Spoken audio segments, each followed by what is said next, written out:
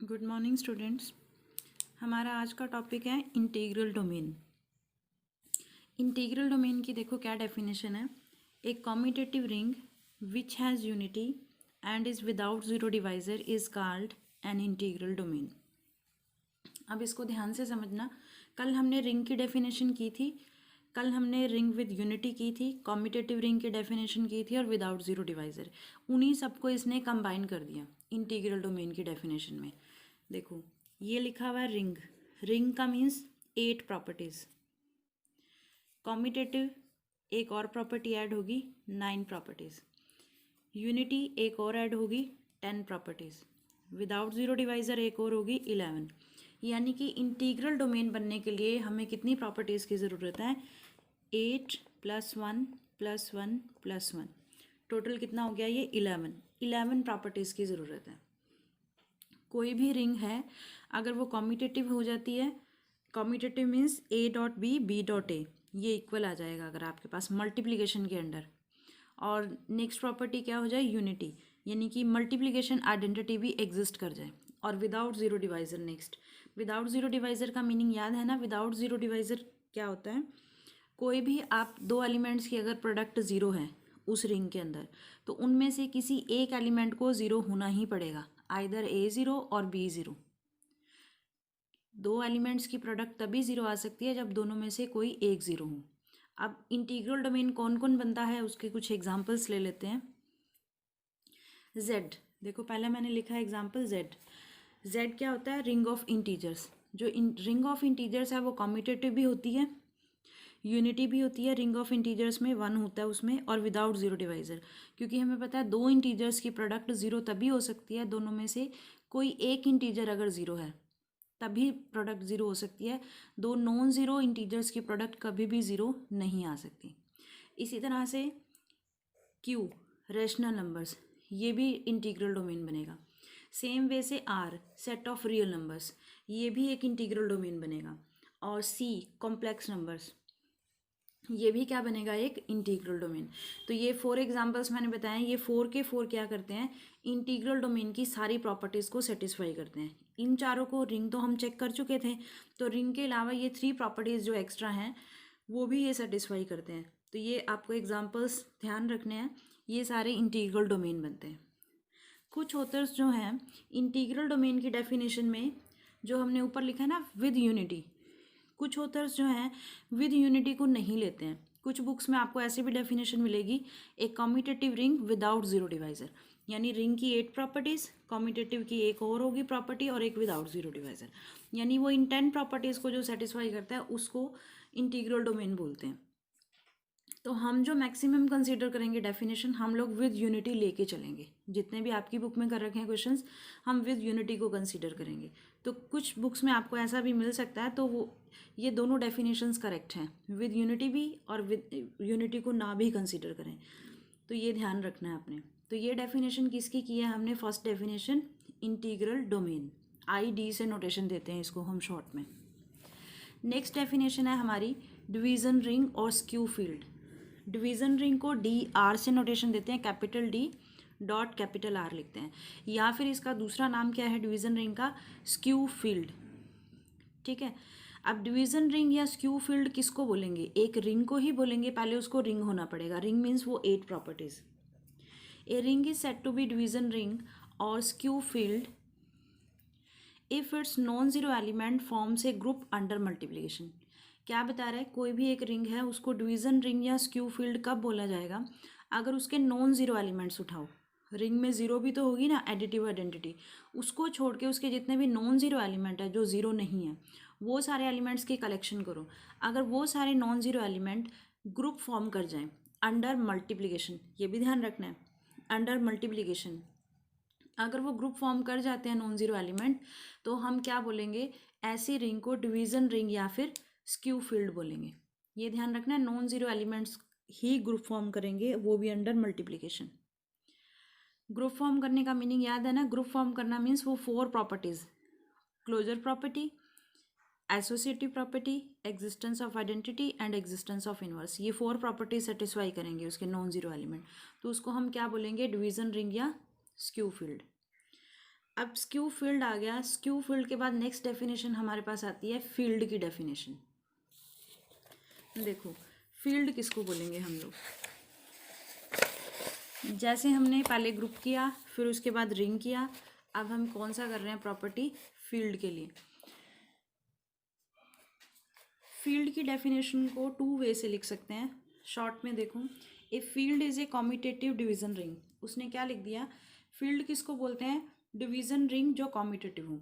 अब division ring अभी last definition की है हमने, ठीक है।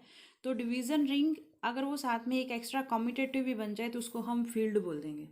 ऐसे भी बोला जा सकता है इस डेफिनेशन को, या फिर इस डेफिनेशन को इस तरह से भी बोला जा सकता है, और अच्छे से आप इसको ऐसे क्लियर कर सकते हो। एफ आपके पास कोई भी एक नॉन एम्प्टी सेट है विद एटलीस्ट टू एलिमेंट्स। उस सेट जो जिस भी आप सेट को कंसीडर कर रहे हो ना, फील्ड चेक करना चाह रहे हो, उसमें मिनिमम टू एलिमेंट तो होने ही चाहिए। मैक्सिमम कितने भी हो, मिनिमम टू एलिमेंट्स की रिक्वायरमेंट है, और साथ में टू बाइनरी ऑपरेशन भी नेसेसरी है। लिखा हुआ है F is a non empty set with at least two elements and equipped with two binary operations, और दो बाइनरी ऑपरेशंस भी होने चाहिए। कौन कौन सा, एक एडिशन का और एक मल्टीप्लिकेशन का। तो उसको हम फील्ड कब बोलेंगे, जब वो ये फॉलोइंग प्रॉपर्टीज़ को सेटिस्फाई करे। अब वो कौन कौन सी प्रॉपर्टीज़ हैं, फील्ड के लिए ना आपको 11 प्रॉपर्टीज़ चाहिए। देखो 8 प्रॉपर्टीज़ वही की वही है सेम रिंग वाली, और 3 प्रॉपर्टीज़ एक्स्ट्रा, तो 11 प्रॉपर्टीज़। अब ये 3 एक्स्ट्रा प्रॉपर्टीज़ कौन सी हैं, रिंग वाली तो वही 8 होंगी। रिंग वाली 8 प्रॉपर्टीज़ में फर्स्ट 5 प्रॉपर्टीज़ थी एबिलियन ग्रुप की, और नेक्स्ट जो 3 प्रॉपर्टीज़ थी वो हमारी मल्टीप्लिकेशन की थी। अब उन 8 प्रॉपर्टीज़ के अलावा 3 प्रॉपर्टीज़ कौन सी होंगी वो देखते हैं हम लोग, एक्स्ट्रा प्रॉपर्टीज़ कौन सी आई। वो जो एक्स्ट्रा प्रॉपर्टीज़ आई उनमें से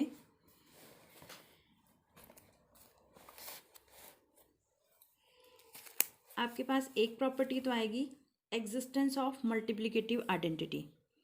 रिंग में आइडेंटिटी की प्रॉपर्टी नहीं है, तो एग्जिस्टेंस ऑफ आइडेंटिटी ये प्रॉपर्टी नंबर 9 होगा।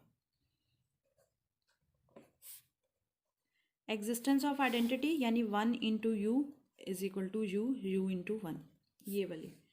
फिर नेक्स्ट प्रॉपर्टी 10 क्या होगी, मल्टीप्लिकेटिव इनवर्स की।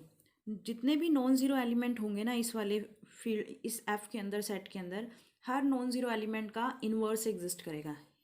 ए star B, B star a, ये किसके इक्वल आनी चाहिए, आइडेंटिटी के। आइडेंटिटी क्या है हमारे पास यहाँ पे 1, तो यानी बी का इन्वर्स ए हुआ या ए का इन्वर्स बी हुआ। तो जितने भी नॉन ज़ीरो एलिमेंट है, हर नॉन ज़ीरो एलिमेंट का आपके पास इन्वर्स एग्जिस्ट करना चाहिए। और नेक्स्ट एक्स्ट्रा प्रॉपर्टी कौन सी है, डिस्ट्रीब्यूटिव लॉ। डिस्ट्रीब्यूटिव लॉ तो आप उसमें भी कर चुके हो। नेक्स्ट एक्स्ट्रा प्रॉपर्टी है आपके पास कॉम्यूटेटिव।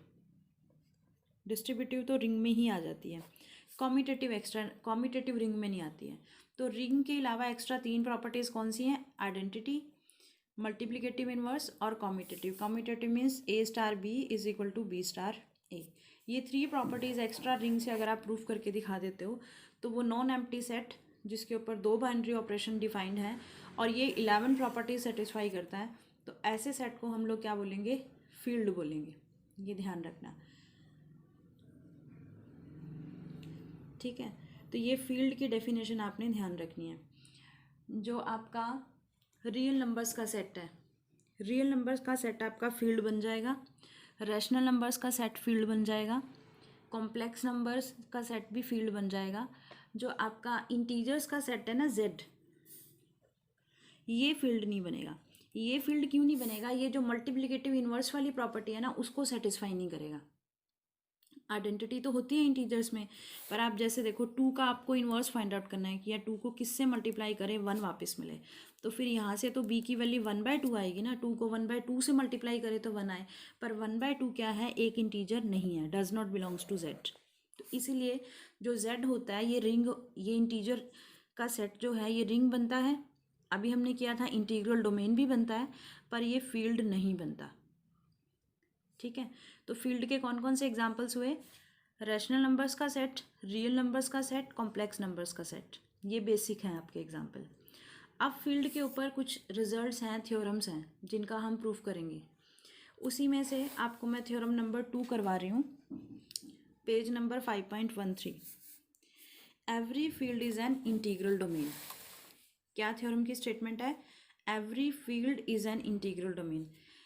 हर फील्ड क्या बनेगा? इंटीग्रल डोमेन बनेगा ही बनेगा। अब देखो फील्ड को हमने क्या शो करके दिखाना है? Integral domain. अब ये देखो कि फील्ड को इंटीग्रल डोमेन शो करने के लिए आपको कौन सी प्रॉपर्टी ऐसी है जो फील्ड में नहीं है और इंटीग्रल डोमेन के लिए मुझे चाहिए। अभी हमने फील्ड की डेफिनेशन की है, फील्ड में 11 प्रॉपर्टीज़ होती हैं और इंटीग्रल डोमेन की डेफिनेशन भी की थी। इंटीग्रल डोमेन में भी मैंने आपको 11 प्रॉपर्टीज़ ही बताई थी। तो 11 तो दोनों के पास हैं, पर ऐसी कौन सी है जो इस 11 में यहाँ नहीं आ रही है, वो आपको चेक करनी है। अब देखो, जो आपको प्रूफ करना है ना, पहले उसकी प्रॉपर्टीज़ चेक कर लो। इंटीग्रल डोमेन की मैंने डेफिनेशन करवाई थी, एक commutative ring with unity and without zero divisor and without zero divisor। अब देखो फील्ड में देखते हैं। फील्ड जो होता है, रिंग तो होता ही है, पहले रिंग है, रिंग ही तो फील्ड बनता है, तो रिंग वाला ही तो हो गया सेम। फील्ड में अभी मैंने आपको बताया कम्यूटेटिव भी होता है, अभी मैंने आपको बताया फील्ड में यूनिटी भी होता है, तो ये प्रॉपर्टीज़ तो मैच कर गई। अब फील्ड को इंटीग्रल डोमेन के लिए देखो कौन सी प्रॉपर्टी ऐसी है जो फील्ड के पास नहीं है। विदाउट ज़ीरो डिवाइज़र, ये देखो, ये है ना एक्स्ट्रा प्रॉपर्टी। फील्ड अभी अभी हमने किया ही है। एक कम्यूटेटिव डिवीज़न रिंग को फील्ड बोलते हैं, यानी फील्ड कम्यूटेटिव भी होता है, कम्यूटेटिव डिवीज़न इंटीग्रल डोमेन भी होता है, ये तो सेम हो गया। रिंग इंटीग्रल डोमेन भी पहले रिंग होता है, फील्ड भी पहले रिंग होता है, वो 8 भी सेम होगी। फिर फील्ड के पास भी यूनिटी होती है, इंटीग्रल डोमेन के पास भी यूनिटी होती है। अब इंटीग्रल डोमेन के पास एक एक्स्ट्रा प्रॉपर्टी होती है विदाउट ज़ीरो डिवाइज़र, जो फील्ड के पास नहीं है। अगर हम ये प्रूफ कर दें कि फील्ड भी विदाउट ज़ीरो डिवाइज़र बन जाता है, तो हम क्या बोल देंगे? फील्ड क्या हो जाएगा? Integral domain. तो इसीलिए अब हमें फील्ड को इंटीग्रल डोमेन प्रूफ करके दिखाना है, तो हमें बाकी सारी प्रॉपर्टीज़ प्रूफ करके दिखाने की ज़रूरत नहीं है। एक ही प्रॉपर्टी है जिसको मुझे सॉल्व करके दिखाना है, प्रूफ करके दिखाना है। तो अब हम क्या कर रहे हैं? इसका प्रूफ स्टार्ट कर रहे हैं।